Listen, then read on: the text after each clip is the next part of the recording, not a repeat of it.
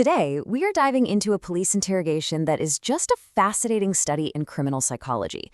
It's all about a murder suspect who was absolutely convinced he was a genius. So smart, in fact, that he thought he could literally get away with murder. But as we're about to see, the one thing he saw as his greatest weapon turned out to be his biggest weakness.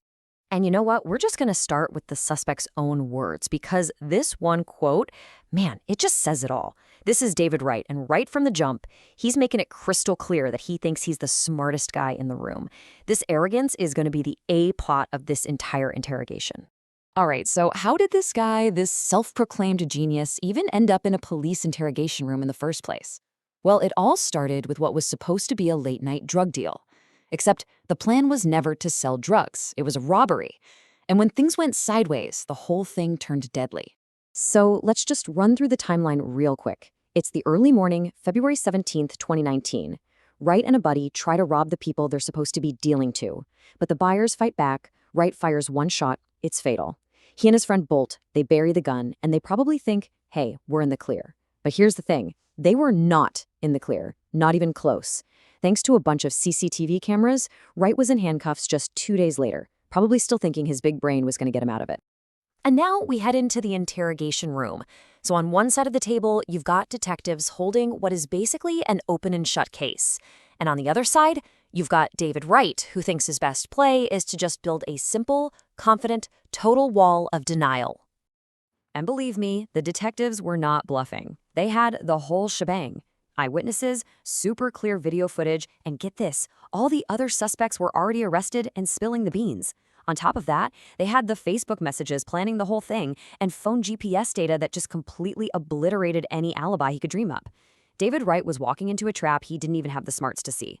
And you can just see the disconnect right away. Wright's over there saying, I have no clue what you're talking about, but dude, you're on camera. He tries, oh, maybe someone else had my phone, but the messages setting up the crime came from his account. He even claims he was with his girlfriend the whole time, but the GPS and the video footage prove that's a lie. I mean, his whole story was Swiss cheese before he even got started. So the detective just calls him out on it straight up. He basically lays it out for him, framing his whole strategy for what it is, this totally see-through, childish game of denial that has zero chance of working against the mountain of evidence they already have. So here's the million-dollar question. How do you break down a wall like that? Well, you don't just try to smash it down with force. No, you look for the cracks. And for David Wright, the biggest, most obvious crack was his own ego. So they decided to weaponize the one thing he was most proud of, his own intelligence. And here's where they get that first crack in the armor. The detectives hit him with something concrete, something he can't deny. Phone records. They show that he was talking to his accomplice, Cody. Now he's backed into a corner, and he makes his very first admission. He finally admits, yeah, okay, he did meet with Cody, which, by the way, completely torpedoes his first story about never leaving the house. And it's just like pulling on a loose thread, you know? The whole thing starts to unravel. He starts with this huge lie. I was home all weekend. But then, when they hit him with these tiny, undeniable facts, he starts making these little admissions. First, it's about being at a Starbucks. Then it's about getting a ride from another woman in her SUV. And with every little admission, his original alibi just looks more and more ridiculous. Okay, now this is just brilliant on the detective's part. Check out this tactic. He's not just screaming, you're a liar. No, he frames it totally differently. He says, I'm looking for honesty so I can rule you out. He's basically giving Wright's massive ego an escape hatch. He's suggesting that telling the truth is actually the smart move here, the one that can help him. And this whole thing, it all leads up to a single critical moment. The detective is trying to explain how, working through the timeline could actually help Wright, and he uses the word exculpatory. Now, for you and me, that's just some legal word. For David Wright, it was a trigger. And here it is. The moment the mask doesn't just slip, it shatters. The detective tries to explain the word as a courtesy, and Wright just cuts him off with pure uncut condescension. I know my vernacular is very good, he says. You don't have to explain your words to me. And then he adds the kicker. Most people are fucking idiots. And just like that, he shows his entire hand. In his mind, he is superior, and the rest of us are just idiots.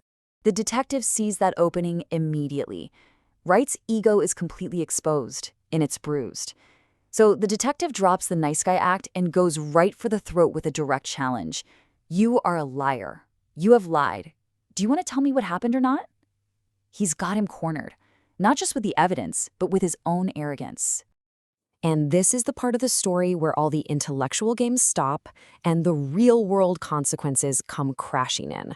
Wright's whole strategy of using his intelligence as a shield and a sword, yeah, it failed, spectacularly. So, what does a guy who thinks he's a genius do when he's been completely and utterly outsmarted? He just shuts down. I mean, think about it.